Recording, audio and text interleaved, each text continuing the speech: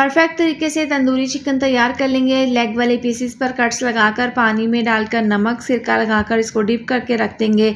20 minute के बाद अच्छे से वॉश करके लेमन, नमक, दही डालकर इसको मैरिनेट करके रखेंगे। एक अलहदा बाउल में नमक, लाल मिर्चों का पाउडर, हल्दी पाउडर, धनिया पाउडर, गरम मसाला और साबुत ज़ीरा डालकर इसको मिक्स कर लेंगे। पैन में 4 चम्मच ऑयल डालकर ये मसाला डालकर हल्का सा फ्राई कर लेंगे। वापस उसी बाउल में निकाल देंगे। एक अलहदा बाउल में 1 कप दही, इसके अंदर थोड़ा सा फूड कलर डालकर मिक्स कर लेंगे। फ्राई किया हुआ मसाला इसके अंदर डाल देंगे और कुटी हुई लाल मिर्च डालकर मिक्स कर लेंगे। दही में मैरिनेट किया हुआ चिकन निकाल कर इसको मसाला अच्छे से लगा देंगे और 2 घंटे के लिए इसको रेस्ट के लिए रखेंगे। कढ़ाई में इस तरीके से स्टैंड रख देंगे, तमाम पीसेस रखकर इसको कवर कर देंगे। 35 मिनट के लिए स्टीम कर लेंगे और तंदूरी टच देने के लिए हल्का सा इसको चूल्हे पर इस तरीके से सेक लेंगे। परफेक्ट तरीके से तंदूरी चिकन रेडी है।